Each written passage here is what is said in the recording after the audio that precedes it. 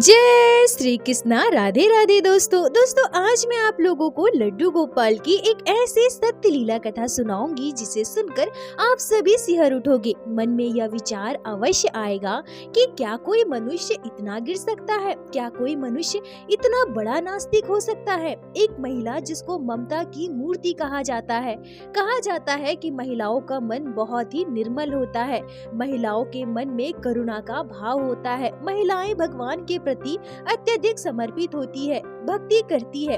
तो फिर क्या कोई महिला अपने हाथों से इतना बड़ा कुकर्म कर सकती है? दोस्तों सोचकर ही मन विचलित हो जाता है। आप सभी भक्तों से मेरा विनम्र निवेदन है कि लड्डू गोपाल के साथ घटी इस अत्यंत दर्दनाक घटना को वीडियो के माध्यम से पूरा अवश्य देखिएगा।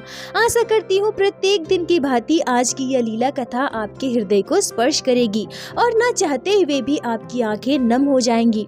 दोस्तों यह घटना वर्षों पुरानी है। एक गांव में चंगू नाम का एक व्यक्ति रहता था।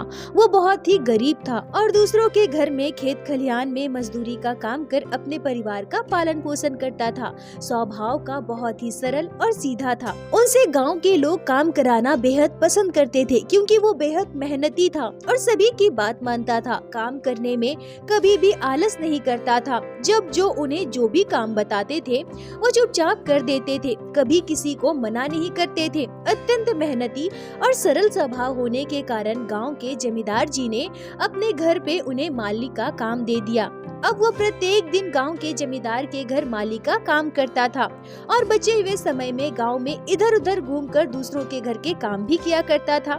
इससे उनका घर परिवार ठीक ठाक चलने लगा। 2 वक्त के खाने के लिए उनके परिवार को कभी कोई दिक्कत नहीं आती थी। जमींदार जी के घर पर चंगू का प्रत्येक दिन का काम था कि उनके बगीचे की साफ सफाई करना, पौधों की देखभाल करना और प्रत्येक दिन सुबह और शाम पौधों की सिंचाई करना। अब जब जमींदार जी ने अपने बगीचे में उन्हें काम पर रख लिया था तो चंगू प्रत्येक दिन उनके पौधों में पानी की सिंचाई किया करता था। और जब भी चंगू उनके पौधों में पानी की सिंचाई करता था तो उन्हें किसी छोटे बच्चे की रोने की आवाज आती थी। उन्हें ऐसा महसूस होता था जैसे कोई छोटा सा बच्चा बुरी तरह से जोर जोर से करुणा भरे स्वर में रो रहा है। जब भी चंगू छोटे से बच्चे की बुरी तरह से रोने की आवाज सुनता था तो वो बहुत डर जाता था और वहाँ से डरकर भाग जाता था। पर अब जब चंगू ने गौर किया कि जब भी वह पौधे की सिंचाई करता है तो किसी विशेष स्थान पर वो पानी डालने के लिए पहुँचता है तो तभी उसे बच्चे की रोने की आवाज सुनाई देती है। अब उस स्थान पर पहुंचकर चंगू उस रोने की आवाज को सुनकर इतना डर जाता है कि उसकी हिम्मत भी नहीं होती कि वहाँ 1 मिनट भी रुके और वहाँ से डरकर भाग जाता है और सोचने लगता है कि वहाँ ऐसी कौन सी चीज है जो मुझे ऐसा महसूस होता है, और सोचा करता है कि वहाँ पर ऐसा क्या है जो मुझे ऐसा महसूस होता है। क्यों मुझे वहाँ पहुँचने पर किसी छोटे बच्चे की बुरी तरह से रोने की आवाज आती है, क्यों मुझे ऐसा महसूस होता है जैसे कोई छोटा सा बच्चा चीख चीख कर रो रहा हो। प्रत्येक दिन सुबह तो जमींदार जी अपने काम से बाहर रहते हैं, पर शाम के समय चंगू जब पौधों की सिंचाई करते थे, बगीचे में काम करते थे, उस समय जमींदार जी अपने घर पर ही रहते थे और प्रत्येक शाम को चंगू जमींदार जी से मिलते भी थे। परंतु उन्होंने कभी इस घटना के बारे में जमींदार जी से नहीं कहा क्योंकि वो डरते थे कि शायद जमींदार जी इस बात पर विश्वास ना करे, कहीं उन्हें गलत ना समझे। पर एक दिन की बात है, उस दिन जमींदार जी किसी काम से शहर गए हुए थे और प्रत्येक दिन की भांति चंगू बगीचे में पौधे की सिंचाई कर रहा था। तभी उस विशेष स्थान पर पहुंचते ही चंगू को फिर से बच्चे की रोने की आवाज सुनाई दी। चंगू फिर से डरकर वहां से भागने लगा। पर अब जब चंगू वहां से दौड़कर भाग रहा था तब उसे ऐसा महसूस हुआ जैसे बच्चे की रोने की आवाज बढ़ गई हो, बच्चा और भी चीख चीख कर रोने लगा हो। चंगू वहीं रुक गया, सोचने लगा कि नहीं, ऐसा नहीं चलेगा। आज मुझे उस डर पर काबू पाना ही पड़ेगा। मुझे जानना ही पड़ेगा कि वहाँ ऐसा क्या है जो प्रत्येक दिन मुझे वहाँ बच्चे की रोने की आवाज आती है। मैं इस घटना के बारे में किसी को बता भी नहीं पा रहा हूँ और अंदर ही अंदर डर रहा हूँ, घुट रहा हूँ। पर ऐसा कब तक चलेगा? अगर वहाँ कुछ भी है तो मुझे उसका सामना करना पड़ेगा। मुझे देखना पड़ेगा जाकर वहाँ कि आखिर वहाँ पर ऐसा क्या है, क्यों किसी बच्चे की रोने की आवाज मुझे प्रत्येक दिन वहाँ से सुनाई देती है और आज इतनी जोर जोर से वहाँ से रोने की आवाज क्यों आ रही है। आज मुझे हिम्मत करना ही होगा, आज मुझे वहाँ जाकर देखना ही होगा। मैं आज नहीं भागूंगा, मैं उसका सामना करूंगा। और यह सोचकर चंगू उस स्थान पर बहुत हिम्मत करके पहुंचता है और वहाँ खुदाई करने लगता है। खुदाई करते ही जमीन के अंदर से चंगू को जो चीज मिलती है उसे देखकर चंगू की आंखें फटी की फटी रह गई। जमीन की खुदाई करने पर चंगू को जमीन के अंदर से मिलता है लड्डू गोपाल का एक छोटा सा श्री विग्रह। लड्डू गोपाल को देखकर चंगू प्रसन्न हो जाता है। वह मन ही मन सोचने लगता है कि अरे ये लड्डू गोपाल का श्री विग्रह यहाँ कहाँ से आया, मिट्टी के नीचे किसने लड्डू गोपाल को दबाया होगा। यह सोचकर चंगू लड्डू गोपाल का श्री विग्रह लेकर सीधा अपने मालकिन यानी कि जमींदार जी की पत्नी के पास जाता है और कहता है, मालकिन मालकिन देखिए ना, आज मुझे बगीचे से क्या मिला है। बगीचे की खुदाई करते ही मुझे लड्डू गोपाल का शिव विग्रह मिला। अब जब मालकिन चंगू के हाथ में लड्डू गोपाल का शिव विग्रह देखती है तो वह गुस्से से आग बबूला हो जाती है और चिल्लाते हुए चंगू को खूब डांटने लगती है, क्योंकि मालकिन को उनके जीवन में घटी कुछ घटनाएं जो बहुत सालों पहले घटी थी उन सब की याद आ जाती है।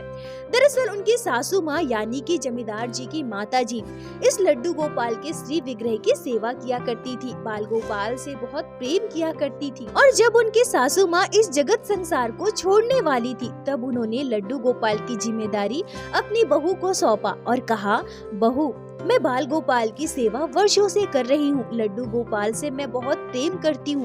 मैं चाहती हूँ कि मेरे जाने के बाद तुम लड्डू गोपाल की सेवा करो। और यह कहकर उनकी सासू माँ इस जगत संसार को छोड़कर चली गई।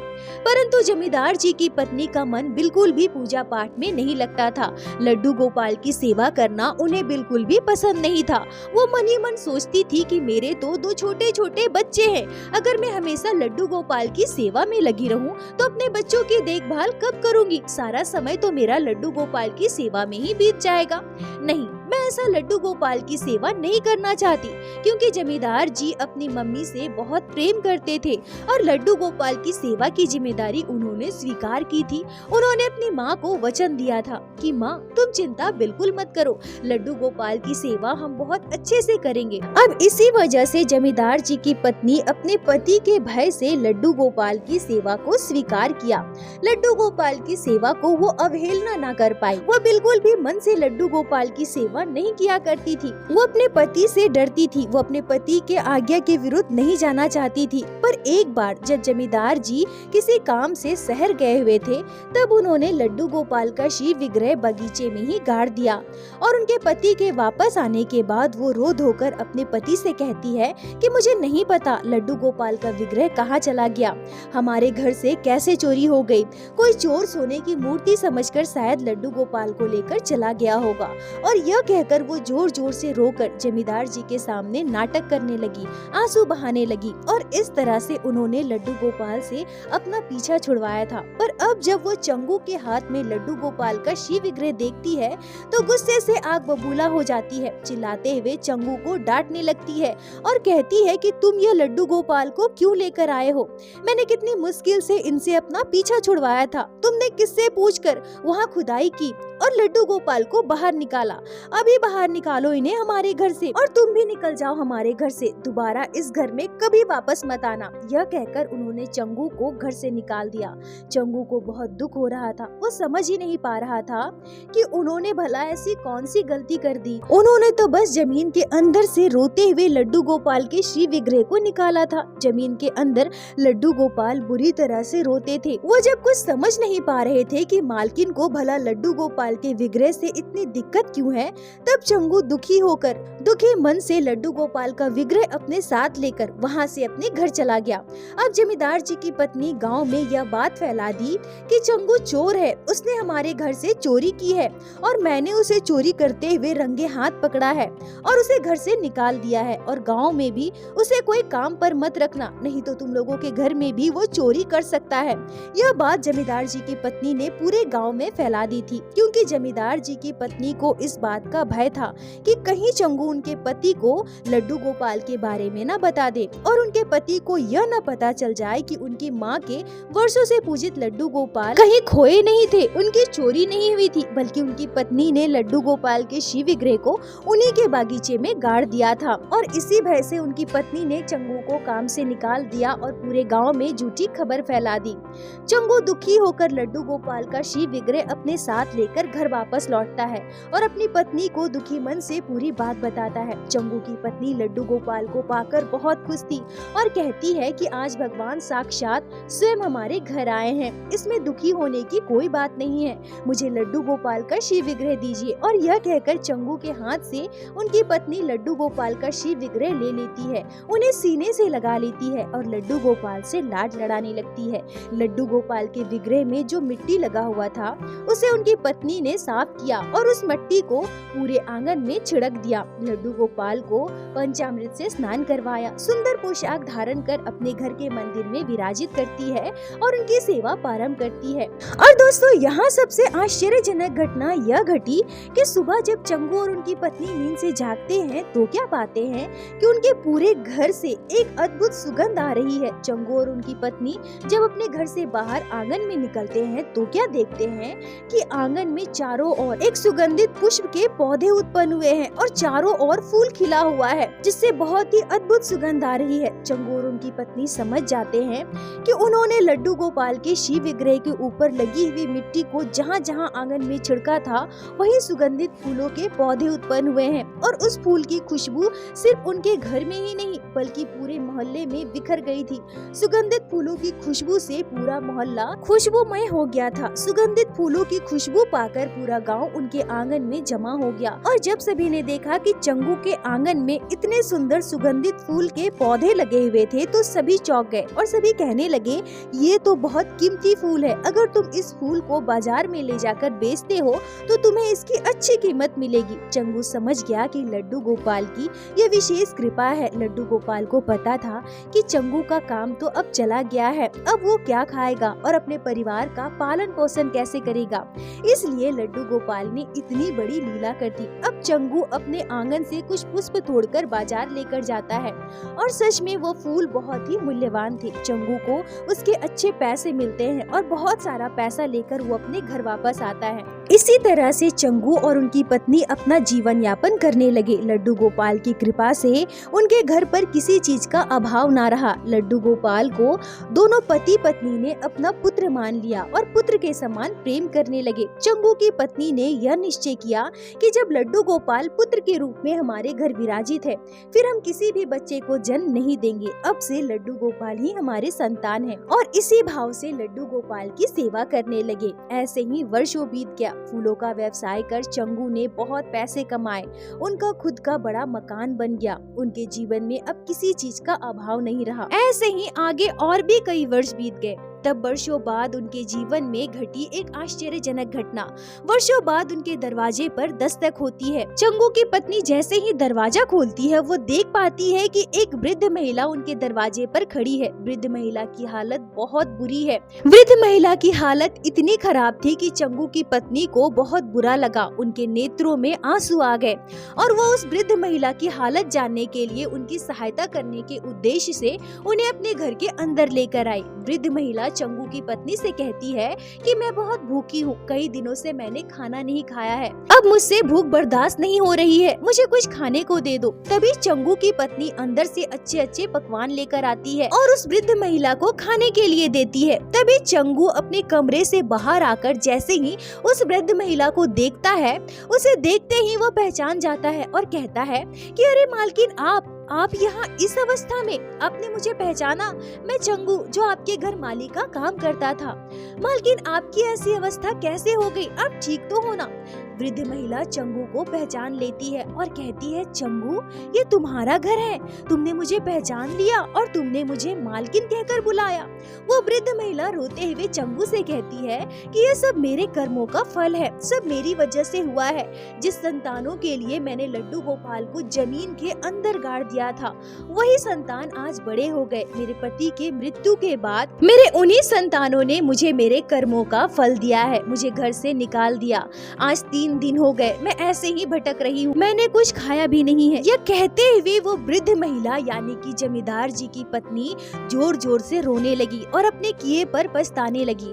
अब मालकिन की अवस्था देखकर चंगू और उनकी पत्नी को बहुत दुख हो रहा था। सीधे सरल स्वभाव के चंगू और उनकी पत्नी से मालकिन का यह दर्द बर्दाश्त नहीं हुआ और चंगू और उनकी पत्नी उनसे कहते हैं, मालकिन आप बिल्कुल भी दुखी मत होइए, यह घर यह संपत्ति सभी लड्डू गोपाल की कृपा से ही हमें मिला है और आज भी लड्डू गोपाल हमारे घर में पुत्र के रूप में विराजित है। लड्डू गोपाल तो जगत के पालनहार है, मेरे आपके हम सभी के हैं। लड्डू गोपाल तो आपके भी पुत्र है ना, तो अब से आप लड्डू गोपाल की सेवा कीजिए और हमारे साथ इसी घर में रहिए। आपको यहाँ से कहीं जाने की आवश्यकता नहीं है और कुछ भी चिंता करने की भी आवश्यकता नहीं है।